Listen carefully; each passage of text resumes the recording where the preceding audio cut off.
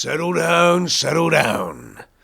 Alright, conscripts, it is time for your first education. You've recently been luckily plucked from your world and are getting ready to head out into the void to do your duty. Your official designation from the Militarum is Probitters. But us lads who've been here before you and those before us, well, we've other names for you, some nice, some not so much. Before we get too deep into it, I will provide you a piece of Sergeant's advice, since you are fresh off soil. Remember this piece of advice to help you stay alive for longer in the future. Never think you know more than your commissar, even if you do, for it will get you a first-class postal package of a bolt round to the head. Now, let's continue. Some may call you cadets, others gun babies, but I will give you the affectionate name of Whiteshield. This term comes from my own homeworld of Cadian. You show no regimental colours, company or platoon markings, or squad number until you've earned the right. Earning that right is an achievement for all regiments of the Imperium. This may end up being in the form of a great feat in battle, to securing your first kill. These are all feats you can accomplish, but until you do, expect your life to be filled with combat training, no matter what world you're from, to digging shit pits, doing laundry, kitchen duty, and golfering, whatever your superiors need you to gopher for. Take heart to the words of Colonel Morris Cullen of the 5th Pannonia Regiment. Children, you call them. They can pull a trigger just as well as veterans. That's not as accurately, I'd say there, Colonel. And they have the spirit of a bull narthex. Call them children if you wish. I call them troops. Good troops. You have the right to be proud of both yourselves and your regiments. We all want you to succeed, but you have to be smart. Leman Russ himself, Primarch of the Space Wolves Legion of the Adeptus Astartes, is even heard to have once said, "Only in the Space Marines of the Legions Astartes are courage and expertise perfectly blended. In other troops, they are present in varying degrees and proportions." And many scholars have debated their relative merits. For my own part, I come down on the side of courage, for courage can sometimes make a virtue of inexperience. I myself have commanded Imperial Army troops whose probity units have achieved great things, for even he sees greatness in you.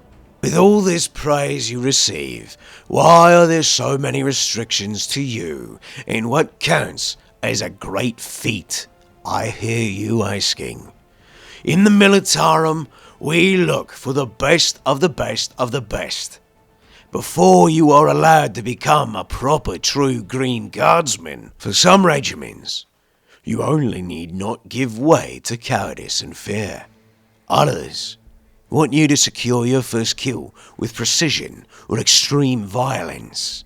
Maybe even bringing a trophy home. If you're a member of the Athonian Tunnel Rats 382nd, you're bandaging and backpacking your first flamer kill through your whole engagement. The Cadian 326th, my regiment, requires you to take an enemy position without fear or falter, and rumour has it, one of the Elysian regiments requires you to drop in a zone and kick someone off a building before your feet even touch the ground. But this is just a drop boy rumour, and we don't put too much stock in them.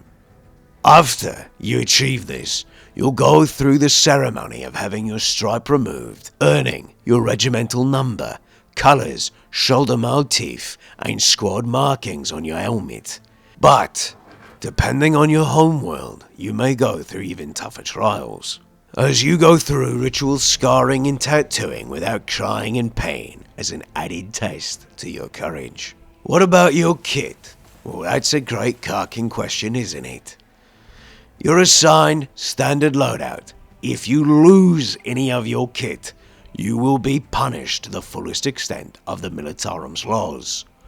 All of you will carry standard uniform with armor and a white stripe on your helmet. 8 of you, a standard lasgun, ammunition, grenades, and survival kit.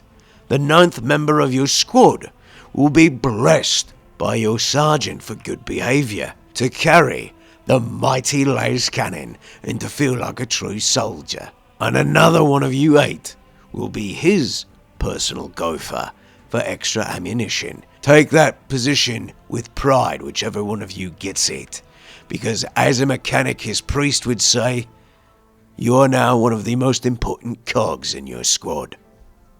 Lastly, your sergeant, a guardsman who has earned the right to decorate their gear, commonly being the Imperial Aquila, adorning their helmet and any colours they wish to display, will be wielding a las pistol and a chainsword. Follow their lead if you wish to join the ranks of your fellow guardsmen and regiment.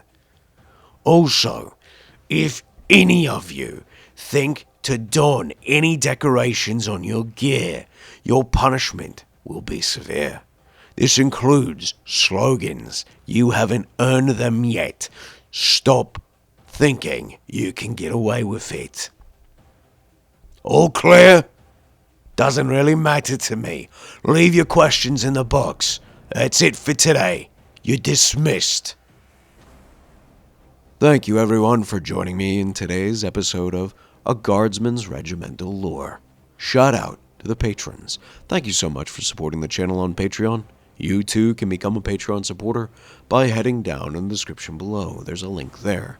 You can also support by becoming a channel member, or you can support for free by hitting like, subscribe, the bell notification, and commenting and sharing with those you think might be interested. Thank you so much. It's a pleasure having you here, and I look forward to seeing you in the next episode. Stay frosty, stay fresh.